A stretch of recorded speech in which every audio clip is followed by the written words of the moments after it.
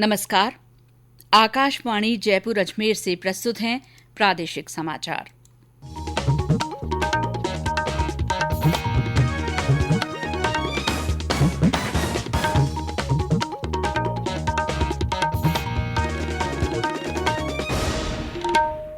मुख्य समाचार। प्रदेश में आज कोविड टीकाकरण अभियान में 8,33,000 से ज्यादा टीके लगाए गए। राज्य में कोविड की स्थिति तथा लॉकडाउन में और छूट पर विचार के लिए राज्य मंत्रिमंडल की बैठक जारी। देश में कोविड से स्वस्थ होने की दर बढ़कर 96% से अधिक हुई। राज्य में जैविक उत्पादों के विपणन को बढ़ावा देने के लिए कृषि विभाग ने विशेष पहल की। और सरिस्का और रणथंभौर राष्ट्रीय उद्यान आज से 30 जून तक के लिए खुले।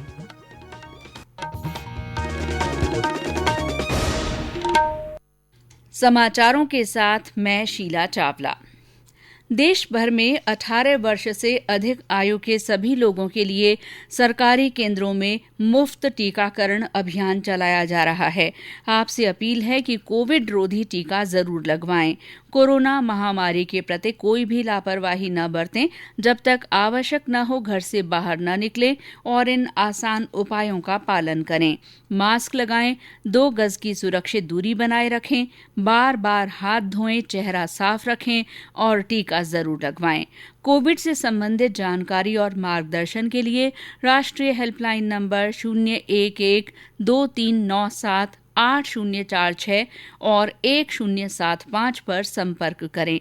राज्य के हेल्पलाइन नंबर 104 या 108 पर भी फोन कर सकते हैं।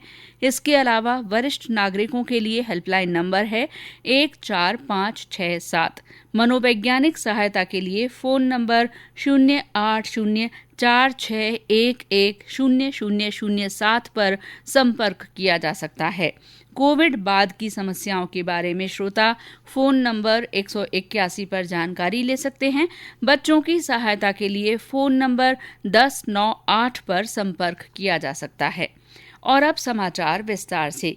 प्रदेश में आज 8,33,000 से ज्यादा कोविड टीके लगाकर रिकॉर्ड बनाया गया है। स्वास्थ्य विभाग ने आज 15 लाख वैक्सीन लगाने का लक्ष्य रखा है। राज्य में अब तक 2,35,58,000 से ज्यादा टीके लगाए जा चुके हैं। टोंक के देवली में 700 लोगों को वैक्सीन लगाई गई। देश में अब तक 31 करोड़ से अधिक कोविड टीके लगाए जा चुके हैं। पिछले 24 घंटों के दौरान 60,73,000 कोविड टीके लगाए गए हैं। मुख्यमंत्री अशोक गहलोत की अध्यक्षता में आज राज्य कैबिनेट की बैठक हो रही है। बैठक में राज्य में कोरोना की स्थिति को लेकर विस्तार से चर्चा हुई है। बैठक में अनलॉक 3 मॉडिफाइड गाइडलाइन को मंजूरी मिलने की भी संभावना है। धार्मिक केंद्र, सिनेमाघर, मल्टीप्लेक्स खोलने और बाजारों का समय बढ़ाने के संबंध में भी कैबिनेट की बैठक में निर्णय होने के आसार हैं। वर्चुअल कैबिनेट बैठक में कोविड की तीसरी संभावित लहर से निपटने पर भी विचार किया गया।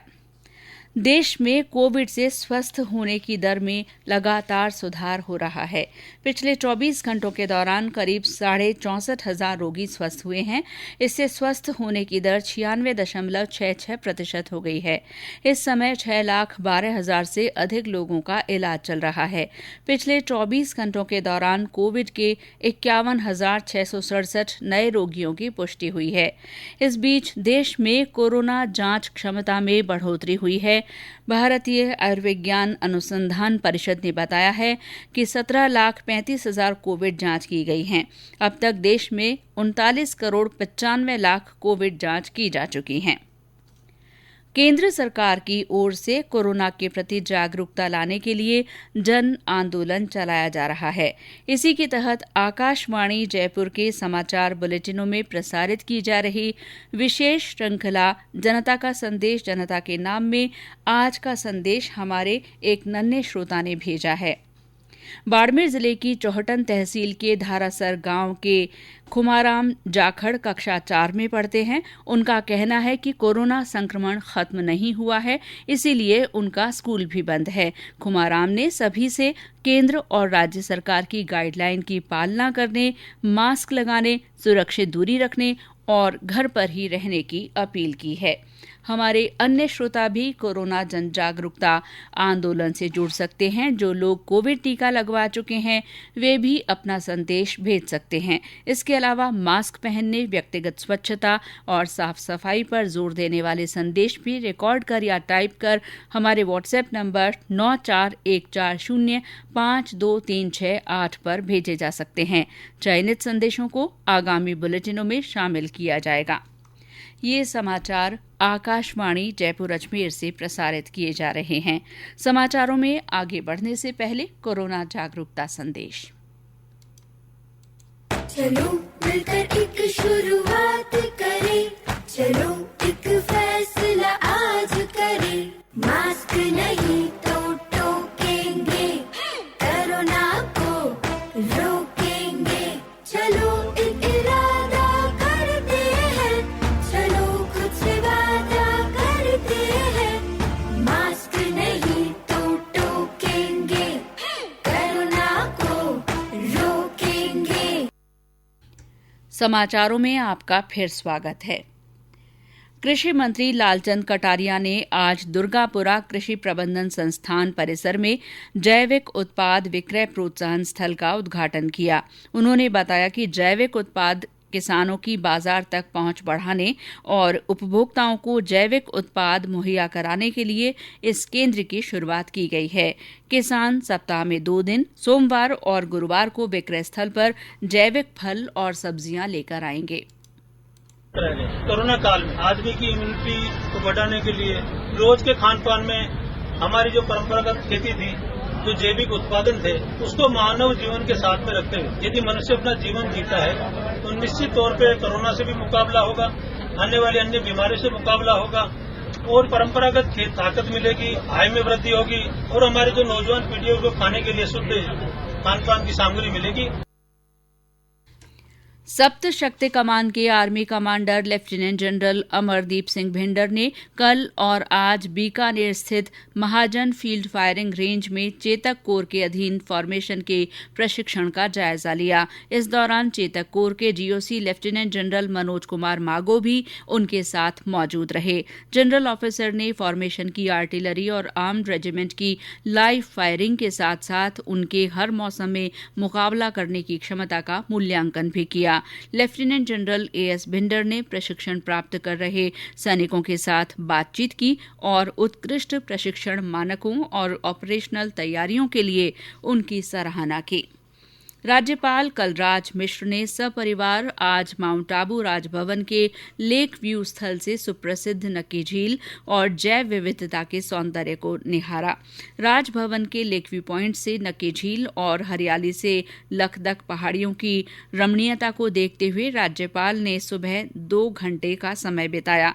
विधानसभा की पूर्व उपाध्यक्ष तारा भंडारी और पिंडवाड़ा के विधायक समाराम गरासिया ने आज राजभवन में राज्यपाल कलराज मिश्र से शिष्टाचार भेंट की।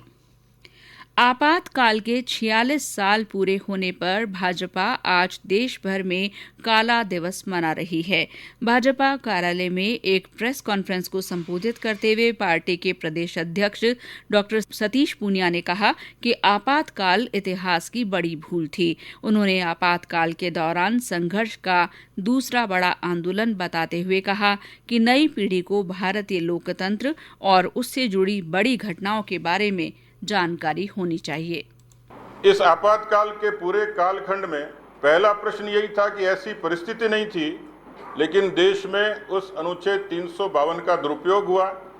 1,40,000 लोग ये जेलों में ठूंस दिए गए। खास तौर पर राष्ट्रीय स्वयंसेवक संघ, जनसंघ और जितने तमाम दूसरे प्रतिपक्षी दल भी थे, दूसरे विचारों के लोग भी थे, सर्वोदयी थे, समाजवादी थे। उस समय के लोग इस बात का उदाहरण देते हैं कि जेलों की दशा जंगल की तरह हो गई थी और किस कदर उनको ठूंस दिया गया था, कितने अत्याचार हुए थे। आज भी वो लोग, उनको कहा जाता है लोकतंत्र सेनानी, उनसे यदि आप सुनेंगे तो कई परिवारों पर इतनी विकट समस्या आई, इतने अत्याचार हुए जैसे अंग्रेजों ने और मुगलों ने भी नहीं किए। पराकाष्ठा थी देश में। और उस पूरे कालखंड के दौरान जिस भीषण चुनौती का सामना हिंदुस्तान की जनता को करना पड़ा, 83 लाख लोगों की जबरन नसबंदी की गई। ये इस तरीके का पूरा दृश्य भारत की उस समय समाज और राजनीति में मुखर हुआ। प्रदेश में कई अन्य स्थानों पर भी आज भाजपा नेताओं द्वारा आपातकाल को लेकर संवाददाता सम्मेलन आयोजित किए गए। जयपुर सहित कई जिलों में आपातकाल के दौरान आंदोलन करने वाले लोगों का सम्मान भी किया गया। सरिस्का और सवाईमाधोपुर के रणथंभौर राष्ट्रीय उद्यान आज से पर्यटकों के लिए खोल दिए गए हैं। इनको कोरोना संक्रमण को देखते हुए बंद कर दिया गया था। हमारे सवाईमाधोपुर संवाददाता ने बताया कि इन उद्यानों को 1 जुलाई से 30 सितंबर तक फिर से बंद कर दिया जाएगा। बाघ संरक्षण प्राधिकरण की स्वीकृति और आधिकारिक आदेशों के बाद रणथंभौर राष्ट्रीय उद्यान में आज दोपहर की पारी से पर्यटन कार्य आरंभ कर दिया गया है। फिलहाल टिकट ऑफलाइन ही दिए जाएंगे। रविवार को पर्यटन कार्य बंद रहेगा। सभी गाइडलाइन की पालना करते हुए जिप्सी में 4 तथा कैंटर में अधिकतम 10 पर्यटक ही अनुमत होंगे। सुबह की पारी में 6 बजे से 9:30 तथा दोपहर की पारी 1:15 से 4:45 तक ही अनुमति दी जाएगी। राष्ट्रीय उद्यान में पर्यटन कार्य शुरू होने से पर्यटन व्यवसायी और वन्य जीव प्रेमियों में हर्ष की लहर है। हालांकि 1 जुलाई से अगले 3 माह के लिए पर्यटन कार्य बंद रहेगा, लेकिन 17 अप्रैल से बंद राष्ट्रीय उद्यान में एक बार फिर पर्यटन कार्य आरंभ होने से सैकड़ों लोगों के रोजगार के अवसर शुरू होने की उम्मीद जगी है। सतीश वर्मा, आकाशवाणी समाचार, सवाईमाधोपुर। प्रधानमंत्री नरेंद्र मोदी रविवार 27 जून को आकाशवाणी से मन की बात कार्यक्रम में अपने विचार साझा करेंगे। ये मासिक रेडियो कार्यक्रम की 78वीं कड़ी होगी। ये कार्यक्रम सुबह 11 बजे आकाशवाणी और दूरदर्शन के समूचे नेटवर्क पर प्रसारित किया जाएगा। और अब मौसम। प्रदेश में आंधी और बारिश का दौर जारी है। पिछले 24 घंटे में झालावाड़, करौली, धौलपुर, सवाईमाधोपुर, कोटा, बूंदी, भरतपुर, चूरू, नागौर तथा हनुमानगढ़ जिलों में कई स्थानों पर बारिश हुई है। राजधानी जयपुर में दिन भर उमस के बाद शाम को बूंदाबांदी से मौसम सुहावना हो गया। मौसम विभाग ने आज अजमेर, जयपुर, भरतपुर, उदयपुर, कोटा, जोधपुर तथा बीकानेर संभागों में कहीं कहीं हल्की से मध्यम बारिश की संभावना जताई है। आज कई जिलों में तेज हवाएं चलने के भी आसार हैं। राज्य में कल और परसों भी इसी तरह का मौसम रहने की संभावना है। नीति आयोग ने बच्चों, किशोरों और महिलाओं में मोटापे की समस्या की रोकथाम के लिए राष्ट्रीय परामर्श कार्यक्रम का आयोजन किया। राष्ट्रीय परिवार स्वास्थ्य सर्वेक्षण के आंकड़ों के अनुसार पिछले दशक में महिलाओं और बच्चों में मोटापे की बढ़ती समस्या सामने आई है। कार्यक्रम में संयुक्त राष्ट्र संस्थाओं, केंद्रीय मंत्रालयों और राष्ट्रीय शोध संस्थानों के प्रतिनिधियों तथा विशेषज्ञों ने इस समस्या के निराकरण के लिए सुझाव दिए। मुख्य सचिव निरंजन आर्य ने कहा है कि ग्रेटर भिवाड़ी औद्योगिक क्षेत्र और मारवाड़ औद्योगिक क्लस्टर को मूर्त रूप देने के लिए प्राथमिकता से काम किया जाए। श्री आर्य ने आज इस बारे में संबंधित विभागों के साथ बैठक की। उन्होंने कहा कि ये क्षेत्र दिल्ली मुंबई इंडस्ट्रियल कॉरिडोर के माध्यम से विकसित किए जाएंगे। सीकर में पुलिस ने आज एक ट्रक से 123 कट्टे डोडा पोस्त बरामद कर चालक को गिरफ्तार कर लिया। आरोपी काफी समय से रांची से नागौर तक डोडा पोस्त की तस्करी कर रहा था। और अंत में मुख्य समाचार एक बार फिर।